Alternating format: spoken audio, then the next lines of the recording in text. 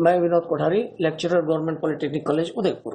CE 302 design of steel structures, chapter 1 introduction. इस chapter में हम कुछ स्टील स्ट्रक्चर के बारे में, कुछ जो बेसिक चीजें हैं उनके बारे में हम पढ़ेंगे। तो the steel structure and the structural elements are analysed and designed by elastic method, allowable stress method or working stress method, plastic method, ultimate load method or load and resistance factor method, and the methods based on experimental investigations। चूंकि जैसा नाम से ही इस subject का कि design of steel structure, तो इसमें हम विभिन्न प्रकार के कंपोनेंट्स, विभिन्न प्रकार के स्ट्रक्चर्स के हम स्टील मेंबर से कैसे हम डिजाइन करते हैं उसके बारे में हम इस पूरे सब्जेक्ट में हम पढ़ेंगे। तो उसमें डिजाइन के जो तो क्राइटेरिया है वो दो क्राइटेरिया हैं, elastic method and plastic method. Elastic method जिसको हम कहते हैं वर्किंग स्ट्रेस मेथड, और प्लास्टिक मेथड है जिसको हम कहते हैं अल्टीमेट लोड मेथड या लिमिट स्टेट मेथड। तो हम अब इन दोनों का क्या डिफरेंशिएशन है, वो डिफरेंशिएशन हम इस तरीके से इलास्टिक मेथड में है कि conventional method, the stress strain relationship for the material is assumed to be linear and the deflections are assumed to be small. Load deflection relation is also considered linear। कि ये conventional method है elastic method, और इसमें हम stress strain relationship यानी कि प्रतिबल और विकृति की जो रिलेशनशिप है वो हम मानते हैं किसी भी मटेरियल की, तो हम वो मानते हैं कि वो लीनियर है, उसको हम एज्यूम करके चलते हैं, अनुमान करके चलते हैं। और डिफ्लेक्शन जो है वह बहुत अधिक नहीं होता है, बिल्कुल कम होता है। और लोड डिफ्लेक्शन रिलेशंस, लोड और डिफ्लेक्शन का रिलेशन जो है वो भी हम बहुत लीनियर मानते हैं कि जो जो लोड बढ़ता जाएगा तो डिफ्लेक्शन बढ़ता जाएगा, वो इसका मीनिंग है। The permissible stress in the material is equal to yield stress and factor of safety upon divided by factor of safety, यह उसकी परमिसिबल स्ट्रेस हम कैलकुलेट करते हैं। और अल्टीमेट प्लास्टिक मेथड में, अल्टीमेट लोड मेथड में कि हम एक्चुअली हम कंसिडर करते हैं जो भी लोड होता है वो वर्किंग लोड होता है, वर्किंग लोड को हम उसमें हम फैक्टर ऑफ सेफ्टी से उसको मल्टीप्लाई करके उसका वो लोड जो होता है वो लोड के आधार पर हम उसको डिजाइन करते हैं। तो यानी कि ये उसको हम यहाँ पर प्लास्टिक मेथड में डिजाइन हम ये करते हैं कि वो अल्टीमेट फेल हो जाए, कि एक ऐसा लोड आएगा जिसमें वो डायरेक्ट फेल हो जाएगा स्ट्रक्चर। तो उसको हम आगे डिटेल में हम उसको पढ़ेंगे, तब भी जैसे इतना इंट्रोडक्शन काफी है। अब नाउ स्ट्रक्चर्स तीन प्रकार के होते हैं, 1 dimensional, 2 dimensional and 3 dimensional. 1 dimensional structures हम कहते हैं लाइन सपोर्टिंग स्ट्रक्चर्स, यानी it is large in 1 dimension, is small in other 2 dimensions. जैसे फ्लेक्सिबल केबल एग्जांपल है, क्योंकि स्टील स्ट्रक्चर की बात कर रहे हैं तो हम उसे स्टील के ही मेंबर्स को हम लेंगे। तो इसमें फ्लेक्सिबल केबल यानी कि जो सस्पेंशन ब्रिजेस होते हैं उसमें केबल्स होती हैं, तो वो फ्लेक्सिबल केबल जो होती है उसकी लंबाई के तुलना में उसके जो दूसरे लेटरल डायमेंशंस है, लेटरल डायमेंशंस दोनों ही उसका सर्कुलर होते हैं, तो उसमें तो उस केस में जो लंबाई के तुलना में उसका डायमीटर बहुत कम होता है, इसलिए उसको हम 1 डायमेंशनल सपोर्टिंग स्ट्रक्चर कहते हैं। दूसरा होता है 2 dimensional supporting structures, is large in 2 dimension, small in 3rd dimension, कि जिसमें 2 डायमेंशंस उसके अधिक होते हैं और तीसरा डायमेंशन उसका कम होता है। तो इस तरह के ये फ्रेम स्ट्रक्चर्स, यानी फ्रेम स्ट्रक्चर से डिफरेंट कंपोनेंट से, विभिन्न अवयवों से जो बनाए हुए फ्रेम्स होती हैं, कि जैसे ट्रसेस होती हैं स्लोपिंग रूफ में, उन ट्रसेस के जो हम कहते हैं उसको हम फ्रेम स्ट्रक्चर कहते हैं। तो जो फ्रेम स्ट्रक्चर बनता है उसमें 2 डायमेंशन हमारे बहुत अधिक होते हैं, उसमें तीसरा डायमेंशन उसका स्मॉल होता है, तो उसको हम 2 डायमेंशनल सपोर्टिंग स्ट्रक्चर कहते हैं। तीसरा होता है 3 डायमेंशनल स्ट्रक्चर्स, यानी स्पेस स्ट्रक्चर्स, जिसमें तीनों डायमेंशन हमारे प्रोमिनेंट होते हैं, और उसको हम स्पेस स्ट्रक्चर्स कहते हैं। अब नाउ स्ट्रक्चरल स्टील।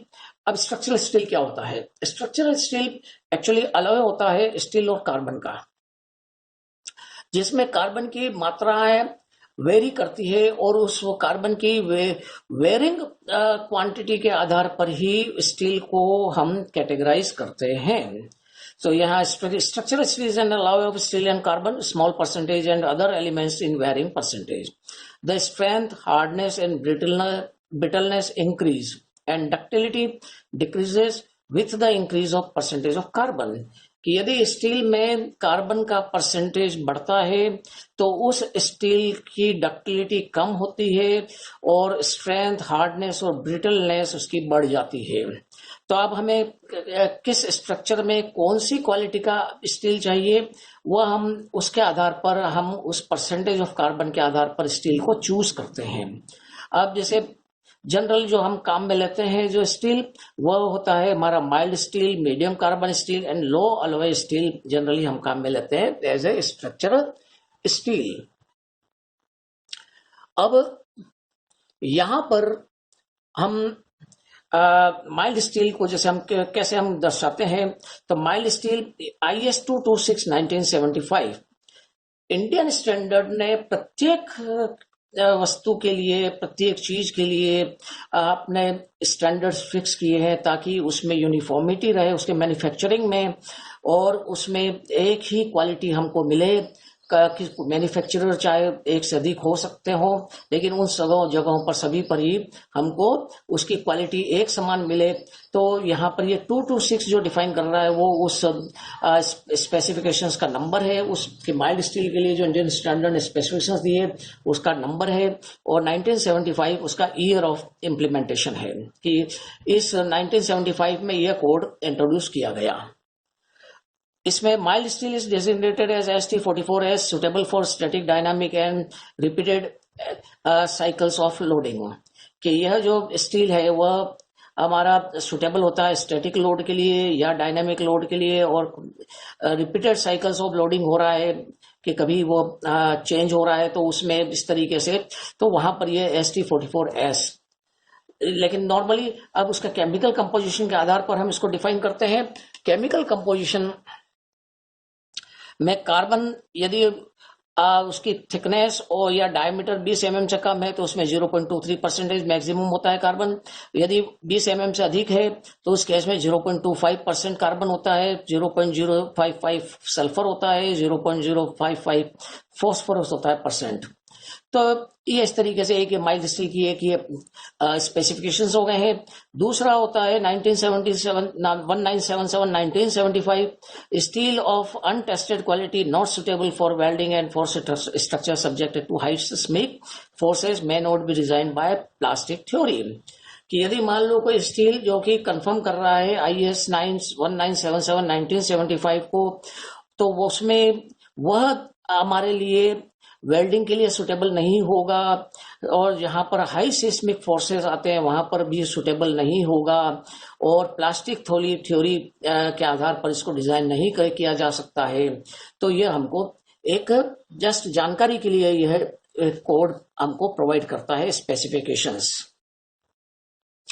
तीसरा IS 2062 1984 weldable structural steel suitable for dynamic loading, कि जहां पर अगर डायनामिक लोडिंग आ रही है और जहां पर हमको मेंबर्स को जोड़ने के लिए वेल्डिंग काम में लेनी है तो वहां पर हम इस स्पेसिफिकेशंस को कंफर्म करने वाला स्टील काम में लेंगे।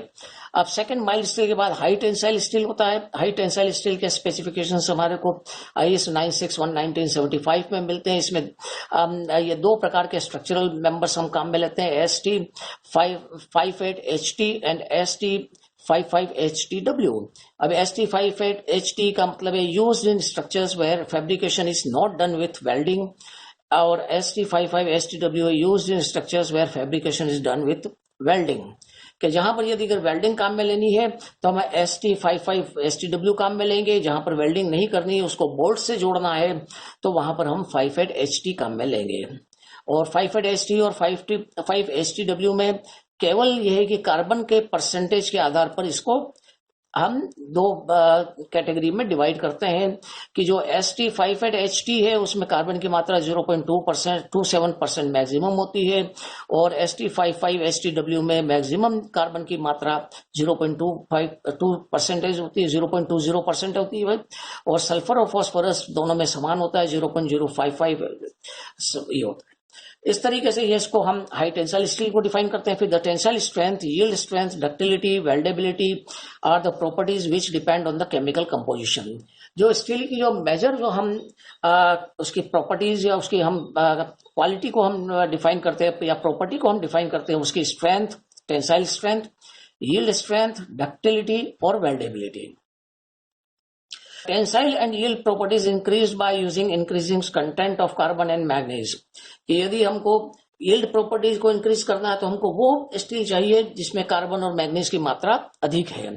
और यदि ductility is reduced by increase the carbon and manganese, और डक्टिलिटी कम होती है कार्बन और मैग्नीज की मात्रा को बढ़ाने से। तो यह हमको कौन सा स्टील किस जगह पर किस पर्पस के लिए काम में लेना है उसके आधार पर हम इंडियन स्टैंडर्ड के जो स्पेसिफिकेशंस के आधार पर हम स्टील को चूज करते हैं।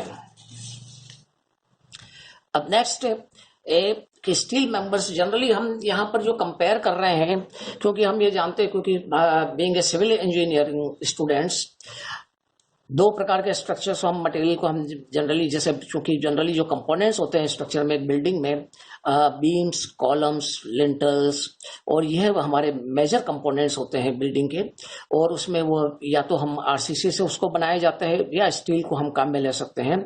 तो आरसीसी और स्टील को हम कंपेयर कर रहे हैं यहाँ पर। तो पहला इसका एडवांटेज स्टील का कि the steel members have high strength, की स्ट्रेंथ बहुत अधिक होती है स्टील मेंबर्स की। दूसरा है कि these are gas and water tight because of high density. High density बहुत अधिक होने के कारण से उसमें हम जहां पर हमको ऐसे चैम्बर बनाने हैं जहां पर हमको गैस भरनी है या उसमें पानी भरना है, तो ऐसे जगहों पर जो चैम्बर बनाए जाते हैं या टैंक बनाए जाते हैं वो हम स्टील के बनाए जाते हैं बनिस्पत के आरसीसी के, क्योंकि आरसीसी में थोड़ी बहुत पोरोसिटी होती है, उसमें से लीकेज होने की संभावना रहती है। लेकिन स्टील के द्वारा बनाए गए जो अगर मान लो टैंक है तो उसमें किसी भी प्रकार की लीकेज की संभावना नहीं रहेगी यदि जॉइंट परफेक्टली जॉइंटेड है तो। This have long service life, कि इनकी सर्विस लाइफ बहुत अधिक होती है, लेकिन इसमें कंडीशन ये होती है कि मेंटेनेंस बराबर इसको यदि हमने किया है तो उस केस में उसकी सर्विस लाइफ बहुत अधिक होती है as compare to RCC structures. This can be used as prefabricated members, कि इनको हम कहीं पर भी मैन्युफैक्चरिंग यूनिट में हम बनाकर हम जहां पर भी हमको उपयोग में लेना है साइट पर हम उसको काम में ले सकते हैं। This can B readily assembled and और रिप्लेस्ड, कि इनको आसानी से असेंबल किया जा सकता है और रिप्लेस किया जा सकता है। द एग्जिस्टिंग स्ट्रक्चर में be strengthen bye connecting additional sections, कि यदि किसी स्ट्रक्चर की स्ट्रेंथ को इंक्रीज करना है तो उस केस में हम एडिशनल मेंबर को जोड़कर उसके स्ट्रक्चर की स्ट्रेंथ को बढ़ाया जा सकता है आसानी से। डिसएडवांटेज है these are susceptible to corrosion, कि जैसा हम जानते हैं लोहा पे जंग लगने की संभावनाएं बहुत अधिक होती है, लेकिन उसमें कंडीशन यही है कि यदि हम इसको थोड़ा सा मेंटेन करके रखें, थोड़ा उसकी देखभाल करके रखें तो उस कोरोजन से बचाया जा सकता है और उसकी लाइफ को, सर्विस लाइफ को हम अधिक लंबा कर सकते हैं। एंड दीज आर कॉस्टली, जो कि कंपैरेटिवली क्योंकि ये कॉस्टली होता है। अब now as a design of steel structures में जो हम सेक्शंस काम में लेते हैं उन सेक्शंस के बारे में हम यहाँ पर थोड़ा सा ब्रीफ में अध्ययन करेंगे। जनरली जो सेक्शंस काम में लेते हैं वो beam section, channel section, T section, angle section, round बार, स्क्वायर बार, फ्लैट्स, ये हमारे जनरल सेक्शंस होते हैं। तो सबसे पहले बीम सेक्शन है, जैसा इसका ये स्केच दिखाया हुआ है, इसमें ये जो हॉरिजॉन्टल मेंबर हैं बॉटम और टॉप के, ये दोनों फ्लेंज कहलाती है इस बीम सेक्शन की, और ये वर्टिकल मेंबर है ये इसका फ्लेंज कहलाता है। इसमें फ्लेंज की विड्थ जो वेब कहलाती है, सॉरी वर्टिकल मेंबर वेब कहलाता है, हॉरिजॉन्टल मेंबर जो फ्लेंज कहलाता है उसकी विड्थ हम कैपिटल बी से डिफाइन करते हैं, और इसकी ओवरऑल डेप्थ एच से डिफाइन की हुई है। इसमें दो एक्सिस होती हैं, एक्स एक्सिस हॉरिजॉन्टल एक्सिस होती है, vertical axis Y Y axis से डिफाइन करते हैं। इसमें ये जो थिकनेस है, थिकनेस ऑफ फ्लेंज को टी एफ से दर्शाते हैं और थिकनेस ऑफ वेब को टी डब्ल्यू से दर्शाते हैं। अब इसमें इनके वेट के आधार पर, और वेट किस पे डिपेंड करता है, वेट डिपेंड करता है कि उसकी थिकनेस ऑफ वेब कितनी है, थिकनेस ऑफ फ्लेंज कितनी है, विड्थ ऑफ फ्लेंज कितनी है, क्योंकि हो सकता है कि डेप्थ समान हो लेकिन उसका वेट अलग अलग हो, तो हम उसको अलग अलग तरीके से कैटेगराइज करते हैं। तो जनरली जो हम डिजाइन जब हम करते हैं तो बीम्स को हम जब डिफाइन करते हैं तो उसको हम ISJB, ISLB, ISMB, ISWB, ISHB इस तरीके से हम विभिन्न कैटेगरी में डिफाइन करते हैं। इसमें IS stands for Indian standard and B stands for beam. अब यहाँ पर J का मतलब junior beam, light weight beam, medium wait beam, wide flange beam, heavy beam. जहां पर हमको डेड वेट कम चाहिए तो वहां पर हम JBLB काम में लेंगे, जहां पर मॉडरेट चाहिए वहां पर MBWB काम में लेंगे, जहां पर वेट अधिक हो जाए उसका डेड वेट तब भी कोई हमको उसमें डिजाइन में हमारा कोई इफेक्ट नहीं करेगा, बहुत ज्यादा प्रभाव नहीं पड़ेगा, तो उस केस में हम HB काम में लेते थे। जनरली JBLB हम ट्रसेस में काम में लेते हैं और MBWB हम जनरली हम बीम्स में काम में लेते हैं, लेकिन हम इसको कॉलम्स में भी काम में ले सकते हैं। और HB एक्सक्लूसिवली कॉलम्स के डिजाइन में ही काम में लिया जाता है क्योंकि ये हैवी होती है। अब ना इसको डेजिनेट कैसे करते हैं हम कि IS ये इस तरीके से पहले तो हम लिखते हैं ISLB, ISJLB या ISMB, फिर उसके बाद उसकी ओवरऑल डेप्थ को हम लिखते हैं ISMB 500, फिर उसका यूनिट वेट हम लिखते हैं एट द रेट ऑफ करके। तो इसको लिखने का तरीका क्या है कि ISMB 500 eight the rate of इतना यूनिट वेट। तो यूनिट वेट अब 500 का मतलब यह होगा इसकी ओवरऑल डेप्थ हमारी 500 है और MB मीन्स वो मीडियम वेट बीम है उसको।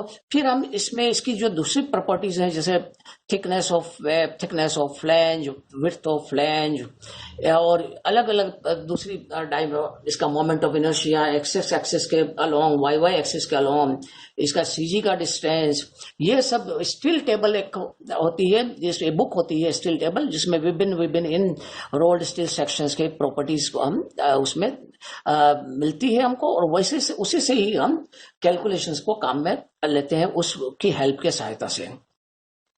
दूसरा होता है rolled steel channel section. Channel यानी कि C शेप की होती है जैसे सब इसमें दिखाया हुआ है। और इस चैनल सेक्शन में भी कि इसको डिफाइन करने का तरीका है ISJC, LC, MC, SC, MCP, LCP। JC मतलब junior channel, light weight channel, medium wait channel, special channel, medium wait parallel flange channel, slide channel with parallel flanges. तो ये तो जनरली हम काम में नहीं लेते हैं, ये हमारी काम में आती है ISJC, LC और MC। तो इसमें भी ये है कि इसको हम जब डिजाइन के समय पर हम लिखते हैं तो ISMC 300 eight the rate of उसका यूनिट वेट। तो ISMC का मतलब ये कि मीडियम वेट चैनल है और इसके जो ओवरऑल डेप्थ है वो 300 है और इतना उसका वेट है। क्योंकि जनरली हम देखेंगे स्टील टेबल के अंदर कि इनमें तो चैनल्स के सेक्शंस में तो हमको एक ही वेट मिलेगा, हमको डायमेंशन सब एक मिलेंगे, लेकिन बीम्स के सेक्शन में हमको HB में हमको अलग अलग वेट की दो चैनल सेम डेप्थ की मिलती है। तो उसमें यानी थोड़ा फर्क होता है। तो उसको जब हम स्टील टेबल को हम जब अध्ययन करेंगे तब उसको हम डिटेल में हम इसको जानकारी प्राप्त करेंगे। और नाउ तीसरा होता है T सेक्शन। T सेक्शन जो कि T शेप का होता है इसलिए इसको T सेक्शन कहते हैं हम। T सेक्शन में भी ओवरऑल डेप्थ H से डिफाइन होती है, विड्थ ऑफ फ्लैंज उसकी B होती है, thickness of web TW, thickness of flange TF और इसमें भी ये एक्सेस होती है और इसको भी हम डिफाइन करते हैं IST। फिर उसकी ओवरऑल डेप्थ को हम लिखते हैं, फिर at the rate of weight per metre. इसी तरीके से ये एंगल सेक्शंस होते हैं। एंगल सेक्शंस में L1 और L2 ये दोनों लेग लेंथ होती है और ये T दर्शाता है इन लेग्स की थिकनेस। तो इसको दर्शाने का तरीका है ISA L1 into L2 into T, यानी ISA इंडियन स्टैंडर्ड एंगल, एक लेग लेंथ की लंबाई बाय दूसरे लेग लेंथ की लंबाई बाय थिकनेस। अब यदि L1 और L2 समान है तो उसको हम इक्वल एंगल कहते हैं और अगर L1 L2 समान नहीं है तो उसको हम अनइक्वल एंगल कहते हैं। तो इस तरीके से हम इसको इक्वल एंगल और अनइक्वल एंगल को हम डिफाइन करते हैं इसके डायमेंशंस के आधार पर और ये थिकनेस भी हम इसमें दर्शाते हैं। अब इसके बाद सेक्शंस आते हैं हमारे राउंड सेक्शन, स्क्वायर सेक्शन और फ्लैट सेक्शंस। राउंड सेक्शन में यानी गोलाकार होते हैं जिसका डायमीटर होता है, स्क्वायर सेक्शन में ये स्क्वायर बार होती है और फ्लैट में विड्थ के कंपैरिजन में उसकी थिकनेस कम होती है तो उसको हम फ्लैट कहते हैं। अब जहाँ पर आवश्यकता होती है फ्लैट की, वहां पर हम फ्लैट काम में लेते हैं। जहाँ पर हमको एंगल्स में भी यदि हमको जहाँ पर अनइक्वल एंगल काम में लेना है तो वो अनइक्वल एंगल काम में हम लेंगे, तो उसको हम यहाँ पर जैसे अगर मान लो suppose unequal angle 100 mm 75 mm by 6 mm है, तो 100 ISA 100 बाय 75 बाय 6 mm हम इसको लिखेंगे। तो इस तरीके से हम इसको दर्शाते हैं। तो ये हमारे रोल्ड स्टील सेक्शंस कहलाते हैं।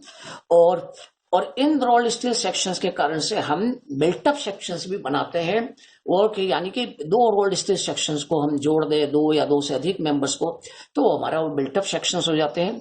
तो जैसे जैसे हम आगे पढ़ेंगे इसमें, तो इनके बारे में हमको और अधिक जानकारी मिलेगी।